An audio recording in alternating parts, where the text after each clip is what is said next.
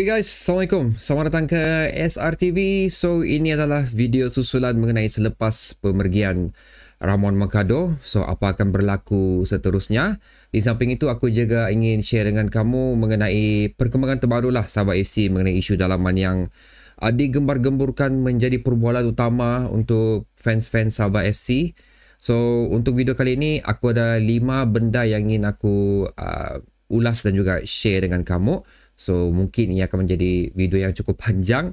So, kalau mungkin anda macam malas mau tengok muka aku, kamu just boleh pakai earphone, letak phone kamu tepi, just dengar aku bercakap saja. Itu pun boleh.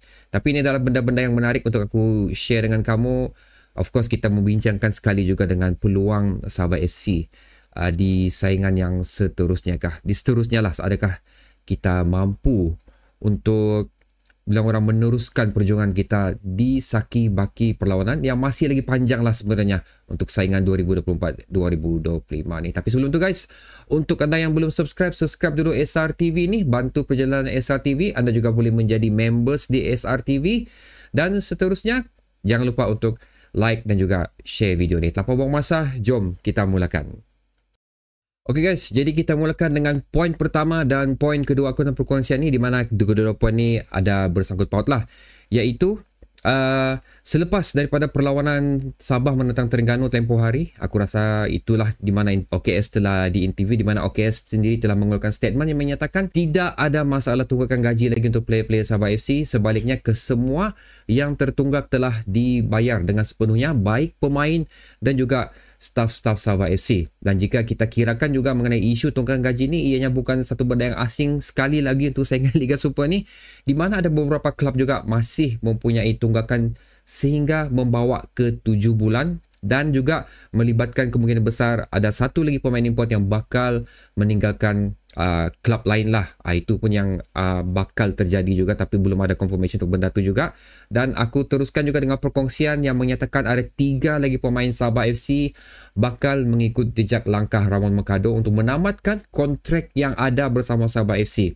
So, dengan statement yang dikeluarkan oleh OKS yang menyatakan kesemua pemain Sabah FC telah dilunaskan gaji, aku rasa tidak akan berlakulah pemindahan pemain daripada 3 pemain Sabah FC yang dikaitkan tersebut, di mana ini pun telah disahkan oleh Kinabalu Podcast sendiri guys. Sekali lagi, untuk anda yang belum mengenali Kinabalu Podcast, aku mensyorkan anda untuk pergi ke Kinabalu Podcast, subscribe Kinabalu Podcast ni, kerana selain daripada SRTV dan juga Tora Bola, Kinabalu Podcast adalah merupakan salah satu channel juga yang sudah start lah membuat coverage untuk Sabah FC, dan aku difahamkan mereka juga mempunyai connection yang bagus lah dengan orang dalaman Sabah FC. So, info mereka lebih tepat lah, aku boleh katakan macam tu, dan kebanyakan apa yang aku share dengan kamu ni pun aku ambil daripada mereka. So, kamu boleh proceed ke Kinabalu Podcast lah untuk melihat apa yang telah dikongsikan kepada mereka, di mana mereka sendiri pun menyatakan yang tidak akan ada pemain lain lagi yang akan meninggalkan Sabah FC selepas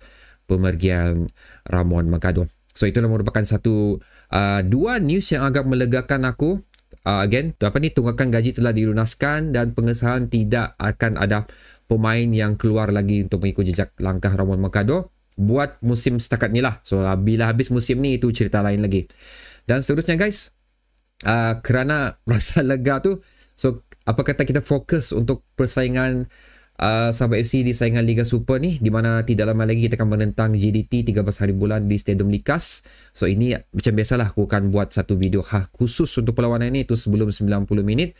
Dan seterusnya, ini adalah merupakan satu tugas yang sukar untuk Sabah FC. That's why kenapa aku ingin berkongsi dalam video ini, di mana 13 hari bulan kita akan menentang JDT home. Ini bukan merupakan satu perlawanan yang mudah, even mana-mana pasukan sekalipun. Dan seterusnya, 3 match seterusnya Sabah FC selepas JDT ini adalah 3 perlawanan away. So, ini yang agak merisaukan juga, kerana sekali lagi kita tahu away Sabah FC pada musim lepas bukanlah merupakan satu pencapaian yang bagus, dan aku mengharapkan ada perubahan untuk away Sabah FC. Kita mampu at least untuk mengutip 6 mata lah daripada 3 away ni, di mana kita akan menentang Negeri Sembilan, KL dan juga Seri Pahang. Untuk rekod ketiga-tiga klub ni, yang aku risaukan adalah KL City dan juga Seri Pahang, kerana kita tidak mempunyai rekod yang cukup bagus ketika menentang mereka ni. Dan selepas itu, perlawanan Sabah FC akan kembali ke Stadium Likas melayan 2 tetamu, yang cukup mantap juga pada tahun ni, iaitu Selangor dan juga Terengganu. So kita sudah menundukkan Selangor juga di Sembilan Melikas, dan misi kita sekarang ni adalah untuk mengubati kekalahan kita sewaktu kita ditundukkan Terengganu 3-0 pada perlawanan Piala FA. So 2 perlawanan selepas 3 away ni adalah merupakan satu perlawanan yang agak sukar jugalah untuk Sabah FC. So peluang kita tu, inilah aku akan bincang seterusnya, di mana selepas permergian Ramon Mercado, siapakah pemain yang layak untuk diturunkan ke sebelasan utama, yang layak untuk diturunkan mengisi kekosongan yang ditinggalkan oleh Ramon Mercado. Di mana persoalan ni pun memang menjadi persoalan aku sejak musim lepas, semenjak permergian Jilton. Aku mencari siapa pengganti yang sesuai untuk Jilton, dan seterusnya slot tersebut diisi oleh Ramon Mercado, walaupun bukan itu position utama beliau, tapi itu yang dicaturkan oleh OKS lah. Dan seterusnya selepas pemegang Ramon Mercado, sekali lagi di bahagian kiri Sabah FC itu mengalami kekosongan yang sekali lagi menjadi tanda tanya untuk siapakah yang layak berada di position tersebut. Kalau dari segi formation pula guys, ini benda yang agak sukar untuk aku komen sebenarnya, kerana walau macam mana sekalipun OKS tetap akan memulakan perlawanan dengan 3-4-3. Of course di sepanjang perlawanan tu ada beberapa formasi digunakan dengan kemasukan beberapa pemain gantian. Tapi yang paling penting di sini ialah adakah kita sekali lagi mampu untuk meletakkan satu pemain yang mempunyai credibility untuk mengisi kekosongan yang ditinggalkan oleh Ramon Mercado tersebut.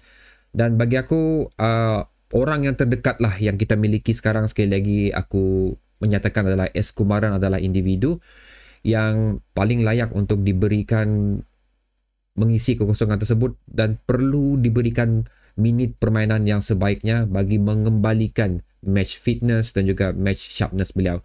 Kerana kita tahu gandingan S. Kumaran dan juga Darren Lock sewaktu berada di PJ City adalah merupakan satu gandingan yang cukup bagus. So aku amat bergembira sewaktu aku dapat tahu kedua individu ni dibawa masuk ke dalam Sabah FC.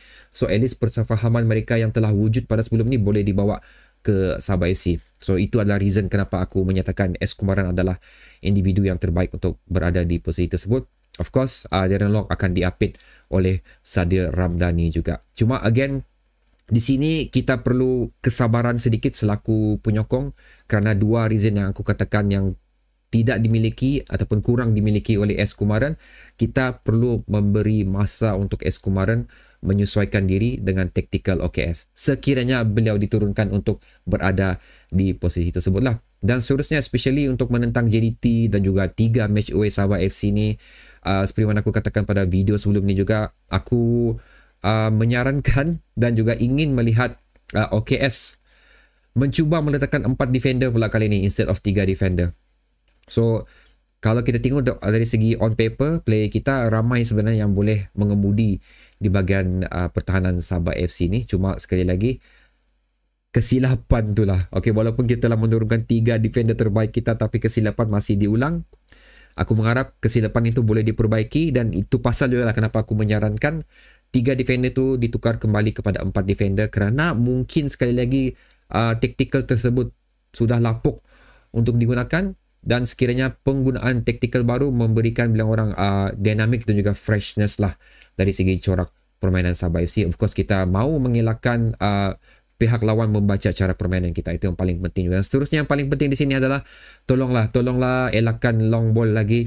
Tactical kita dipenuhi dengan penggunaan long ball. Aku mahu tengok kita banyak menggunakan ball progression, lepas tu 1-2 membuka ruang. Itu yang aku banyak mahu tengok sekarang, dan itu juga yang banyak kurang digunakan di beberapa perlawanan persaingan Sabah FC untuk setakat ni. Tapi walau macam mana pun, kita masih berada dalam, bagi aku dalam satu level yang cukup bagus lah.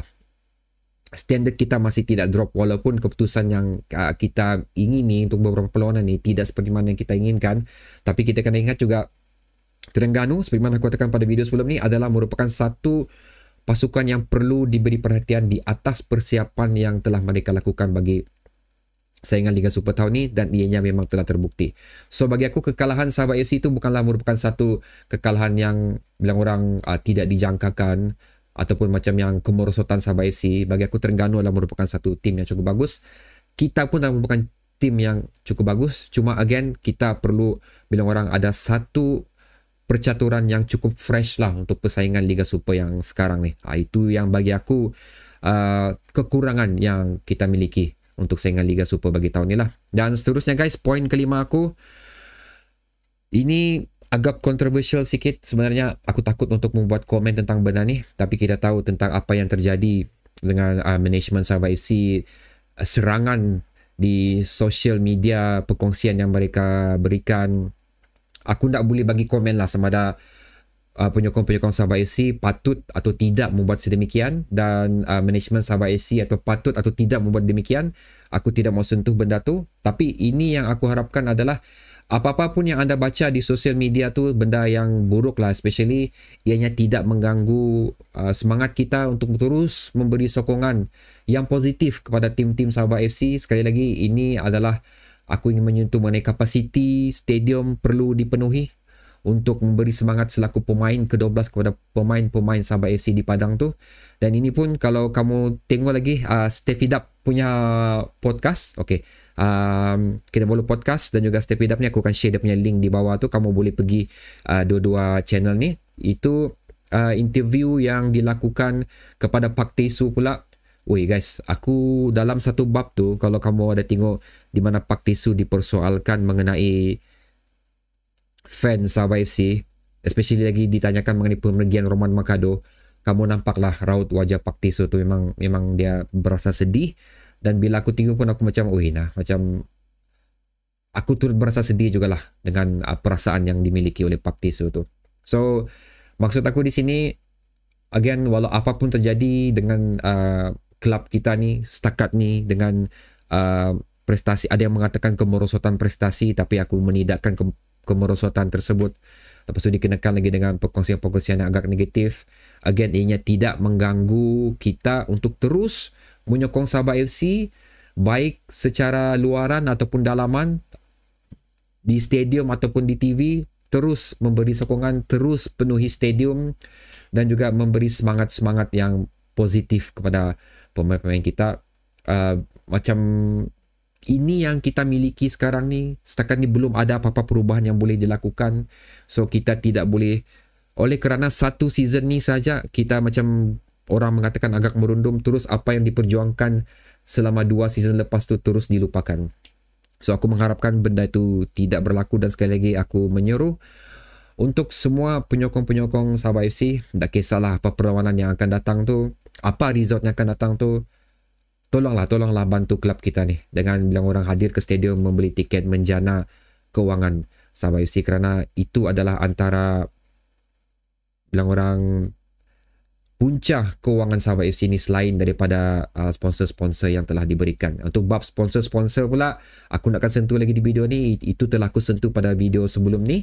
Kamu boleh cek video tu, dan di situ aku telah terangkan bagaimana perjalanan sponsor Sabah FC ni, kenapa perjalanan pembayaran sponsor ni telah mengganggu sedikit kewangan pembayaran gaji untuk kelab Sabah FC. So itulah guys, perkongsian aku. 5 benda telah aku share dengan kamu di sini.